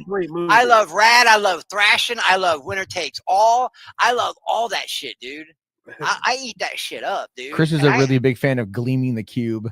I love Cleaning the Cube. I went and saw that in theaters, and not even because I didn't even know it was a skateboard movie at the time. I went because I was a big Christian Slater stan at the time. I saw that one on home video when it came out. Okay, fine. So like, look, I get, you know, I think that people, you know, you're gonna have people going for different reasons. I think to go back into the whole thing with the theme parks. I think again the biggest problem, one of the you can look at the theme parks and then look at Galactic Star Cruiser, and you can kind of put them together. Galactic Star Cruiser failed within a year and a half of opening. It was so wildly overpriced, for one, but two, largely people simply didn't care about the sequel trilogy era, right? If you would have done Galactic Star Cruiser, again, Rebels versus Empire, this is the nostalgia bit. This is what people grew up with. This is what they want to cosplay as, you know? So it's like when I went to Galaxy's Edge, back in 2019, I went to there's two different deep, like little shopping areas. One of them is for the Resistance. One of them is for the First Order. And in the First Order, you had all of this merch for the 709th division, right? All of this merch for the 709th. And I'm like, what the fuck is the 709th? And I went and I looked it up, and it's in some of the comics. And that's like the 501st for the First Order. And that's all it was. And it's like no one knows what that is, and they're not pushing it. But if you would have had 501st, even though there might be some rights issues with all of that, you know, considering, you still would have more people knowing what it is. You would have, you know, all this like I understand why they did what they did. I understand why they built the parks the way that they did. But I'm with that guy. I've never even heard of the 709th. Who the fuck are the 709th? Yeah, exactly. It's from the comic. Oh, from the comics. It's the 501st you've heard of, but the 709th. Yeah, I never did read the well, I did read the Rogue Squadron comics. Those were really good. But this is like they did the Star Wars comics that take place like in the current timeline and stuff, and First Order 709th. You can find stuff about it. But my whole point is that, like, again, when you're trying to sell this to the audience that knows what it is, you going further down the timeline makes no point to do that. When most people, and I'd argue 99% of people, are like, I would much rather have it set during the time that I know. It was right. It was too smart for the general audience, in my opinion. The whole Galaxy's Edge, You mean because like Galactic Star Cruiser or Galaxy's Edge? No, the Galaxy's Edge. The whole idea of framing it from the sequels, it went over people's heads because like the whole framing of. Why disconnect 63% of your audience though? No, because here's the thing: they started out with original trilogy and prequels, the whole thing and with Disney. The sequels. I'm answering the whole thing with the sequels is those characters. It went a little too meta, and you could say that this is the problem with Disneyfying it that went on to other studios. It went too meta, where it's like these are the characters we're following are fans of Luke Skywalker, know the legend, all this stuff. So in theory, it makes sense. Hey, let's make Galaxy Edge now. So it's like the people, the general audiences are like our characters, general fans. So we could have stuff like we're selling Luke Skywalker stuff in Galaxy's Edge, even though it's in the time frame of now. You could still sell Luke Skywalker, Darth Vader, all that stuff, because that is the perspective of the characters of Rey and Finn. Of like, oh, these are heroes, these are legends. It's a 100% smart move. It just went over people. And people, it went over people's heads like, oh no, put Luke. Why Rey? Not all Luke, but I'm thinking if you're going to dump billions of dollars into those kinds of places, it's not genius. You've literally gotten rid of that's not genius. Then why is it failing? No, it went over people's heads, and so everybody's dumb except not failing at all. It's doing really well. They have huge lines in there. People didn't like that. People don't want to be. Hold on. I'll say this about Galaxy's Edge. I don't give a shit what your perspective is of the prequels, the OT, or the sequel trilogy. When you walk in Galaxy's Edge and you looking at the Millennium Falcon, that's the one thing in front of you. That's the one and thing. It's real, and it's life size. It's life size, and you can like. I had the biggest smile on my face when I was there for that. It was so amazing. And, so I get that. Like, I think that's the thing is like, look, that's nostalgia. All right. You can find like the Smuggler's Run game. I just think if you're going to dump billions of dollars into a project like that, though, Matt, it should incorporate all three trilogies because there are different Star Wars fans from every era. It does. Well, didn't they do that with, fuck you, senior nerd.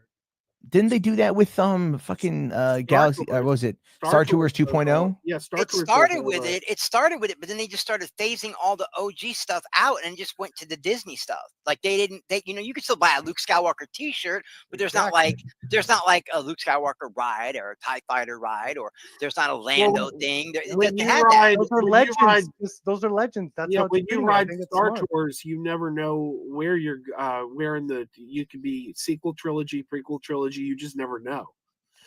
I just wish they would have kept one stall that was the original Star Tours. There you go. Yeah, one little like part. one of the rides, because like when I finally went to Star Tours 2.0, I really liked it. But like for me growing up, Star Tours was always my favorite thing at Disneyland.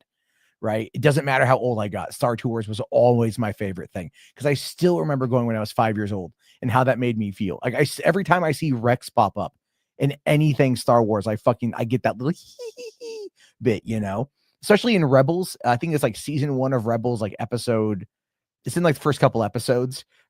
Captain Rex shows up and starts arguing with R2, and you're kind of laughing because he's arguing with R2D2.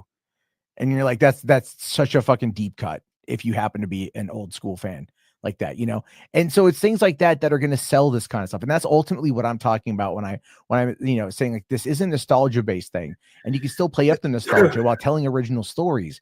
But it's like, I think they need to figure out what they want to do with it. And I know that that's kind of maybe asking a lot right now, just because a lot of times you never know if a project's going to land or if it's going to bomb. Especially Star Wars, like you figure it was too big to fail, and here it's kind of going And it's not failing though. I mean, the only one that underperformed was freaking Solo. But why do you think then, after Rise of Skywalker came out, that Bob Iger was like, we're going to slow down?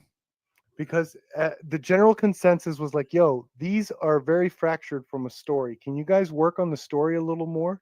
Let's make a third part of the trilogy where we got to fix everything. Kathleen Kennedy is very smart. She's like, all right, you know what? Yeah, we are going to make sure we get the fucking scripts for the movies right. Until then, here's some TV shows. She's playing it right. Sure, I'm not saying she's not. And at the same time, that's also a gamble where it's like, do these TV shows now lead up to a movie? What does that look like? Game of Thrones never did that. They should have done that, right? Maybe the last final season they do a big movie. Now, The Mandalorian, they're doing a big Hollywood gamble that might pay off huge. Star Trek's done it. They might have it. They might set a new trend of like starting with a show, ending with a movie. I can't really think of a lot of other people that have done it. I know Star Trek did it. You'd have movies that led to TV shows that led, and then you had Marvel. Marvel's been doing it, but who else? Has anybody else done it? I mean, I can't think of anybody else that really. That started with a show like Mandalorian and again, Star Wars is a very special IP where you could just put templates, you could do stuff like this, take some gambles, which I think they are doing with this. It's a juggernaut. It's the biggest IP of all time. It's never gonna not be around. Again, everyone asked for, hey, work on the story. That's what they're doing now. Look, all we're getting is rumors about script developments. This shit's failing. This, da, da, da. It looks like they're working on a story that they're not going to release something unless they're like, oh, yeah, this is good. This is what we're releasing. The only thing I can think of that actually did fail, and it kind of, I don't know if it broke even or not. How much did it make Solo? Did it lose money? It might have lost money. 400 million, 480 million ain't that much. No, it had a budget of over 200 million, I think, with the reshoots and everything else. But then, again, it's like you look at something like, that particular budget. Fine, well, there's tax incentives. There's going to be the write-offs. So they broke even. Well, we don't know. We do not know how well the movie sold on home video. We do not know how much money, ancillary. Yeah, I didn't even think about ancillary. Yeah, we don't even know how much money Netflix paid in order to have it on there later on in the year. We don't know what it's done digital sales, what it's done since then. I mean, Solo has found itself a fan base. Off, dude. Yeah. I like it. I like it. And just Lando himself, like that's it's why a heist movie. It's a standalone Star Wars. You don't got to be connected to all the lore, and you can still watch it. And if you're not a Star Wars person, it's a great heist movie. It connects. It's all connected. Woody Harrelson's great in it. Yeah, it's great. Seeing how Chewie met Han, that's awesome. That part. I love that part. That you could tell that scene was Lord and Miller. You could tell that was what Lord and Miller had done. There's comedy in that scene that I don't think you would get out of Ron Howard, to be fair. But I'm not, but I still love that movie and everything else. But okay, what do you guys think about the James Mangold movie? Do you think that the Dawn of the Jedi is going to be happening? I honestly don't. I must have missed D23. You guys are bringing up a bunch of Star Wars shit. Dude, that was from last year. No. I honestly do not think we're going to see any more Star Wars projects canceled. Everything that's been announced, I think, is going to happen because something has changed. Was that announced or is this a rumor? Because everything's it was announced. They had them. They did the. Yeah. Let me find the fucking video. Okay, no, I believe you. I'm taking your word. I'm just asking. I was legit. All these things gets mixed up. Announced after the return of Bob Iger. I know I was extremely depressed. Well, I wouldn't say depressed. I was bummed out when I found out we weren't getting Rogue Squadron. I was like, fuck. Well, and I like Patty. Well, we are still getting it. It's back. That's back. That's not. It's not confirmed. Is it confirmed? They said they were talking to her again, but did they confirm that she's actually going to come in and make this movie? We shouldn't even believe anything until we see a trailer or teaser. Well, I don't know. Honestly. Well, I mean, I do agree with you on that one. Motherfuckers. No, I do agree with you on that. What the thing that kind of gets me now is I'm looking up. I can't believe the sheer amount of AI Star Wars trailers that are on YouTube right now. I mean, they told us that what's her name? I can't speak her name. Bet Chinoy. I am obsessed. By the way, Brandon, I know I love you, and I'm Team Brandon, but I've been obsessed with AI trailers lately. I'm hearing that we heard that she was doing the Rey trilogy, and now someone else is doing the Rey trilogy. Well, she's still attached, but we don't know what's going on with that. It's been kind of put on hold indefinitely, according to some reports. And there's other elements that we just don't know where they stand with it yet. And I think one of the biggest problems, are able to, oh God, I lost my train of thought. I'm sorry. A lot of things get announced and every studio, not just Disney, not just Lucasfilm. There are movies that get announced across the board that never get made. Any minute now, Lionsgate is going to do a John Wick like reveal of like the whole thing of they have all the titles in a timeline. When did it come out that somebody else is doing the Ray movie? Like I've only heard Shinoy. Well, there's a new fucking rumor. There's a new rumor about the new trilogy. That there's a trilogy where Ray is Obi-Wan Kenobi. Yeah. I've heard that, but that's a separate project. That's the wait. They're gonna do two separate. Hell yeah, they are, Chris, and I don't want to hear nothing. They're gonna make 6 movies. Yeah, that's the Simon Kinberg trilogy. Hopefully, they go up to. Okay, 18. so why did what's her name get put on hold? Who? The other director, the chick that came out and was like, fuck man. Who's that? No one. It's talk about Ryan Johnson again. The one that said it's about time women take control of this universe or some shit. Bennett Chinoy. I can't say her name. I don't want to butcher it. What happened to her trilogy? I thought that was the next thing happening. Well, first of all, she's not doing a trilogy. She's just doing one movie, one Ray movie. But last I heard that they're still working on the script for that, which is a good thing. So we're gonna get a standalone Ray and then a trilogy, like Blade after Grogu. Yeah, that's what came out today. Who did that? We're getting a Ray trilogy. Well, I didn't hear anything about a Ray trilogy. They said 7. They said was it 10, 11, and 12. Well, that was talked about. That was talked about the other day as well. The Simon Kinberg trilogy. I don't know if that was listed as that. Just because they don't put numbers on it doesn't mean it's not a trilogy. If I was them, you know what I would do? I would start over from scratch. I would go back to 1, 2, 3, and I would call it something different. Okay. So according to Deadline, that broke the story, they're saying that this is supposed to be a continuation, or it could be a continuation of the Skywalker story, which would then make it episodes 10, 11, and 12. How's it going to be? I'm not doing this because even I loved, and everybody hates me for loving it, but I love The Rise of Skywalker. But even I know all the Skywalkers are dead. So how are they going to continue the And don't I don't want to hear it. I don't want to hear it. We'll argue. Ray Skywalker. No, she's not. She's not a fucking Skywalker. She's a fucking Palpatine. But she's a Skywalker now. What if there's how did someone adopt her? Did she go down into the Did she go down to the courthouse and change her fucking name? Because I don't think she did. Yeah. What if she finds out? What if she finds out? And they even do a flashback to Yoda saying there's another, and there's like, no, there was actually someone. There was actually 4. There's a Skywalker baby out there somewhere. There's no Skywalker baby Wraith out kids. There. They could have done that. You think Luke was hanging out as a monk the whole time? I think he got it in there once or twice. Luke died a virgin. He was space Jesus. That's it. He was a lame character, so you're probably right. Yeah, he died a virgin. Oh, that's not an incendiary comment right there. I don't give a fuck about Mara Jade. She don't exist in my world. But there's a lot. Look, so there's all these movies have been getting announced, or this idea has been getting announced. You got the new Jedi Order film. That's the Rey Skywalker movie. The Simon Kinberg trilogy, supposedly. The James Mangold movie. I mean, like the Mandalorian. So all those Star Wars movies that are coming out besides the Mandalorian, Maddie, with Grogu, it's just Rey centric. It's all Rey. Right now, kinda, because they don't know where to take it. So they're just kind of going, okay, well, let's. You guys. When are we getting to the sequel to Rogue One? That's what I want to know. What if the pitch was so fucking awesome that they have to keep Rey? They were planning on ditching her. It was like, no, dude. The pitch and now how they intertwine with this. It's like we don't know anything about. How do you guys feel? Listen, seriously though, I'm not. How do you guys feel about a Rogue One sequel? We're getting it with Andy. Well, Andrew. The Rogue One sequel was called Episode 4. Oh, you're right. I always forget about that. Yeah, but here the reason that they're leading into Rey is because Bob Iger came back, and Bob Iger's going back to the hits. That's. But isn't he leaving again? Or is that a rumor too? Well, he comes in. What does he do? He greenlights Frozen 3. He greenlights Story 5. He brings back Rey.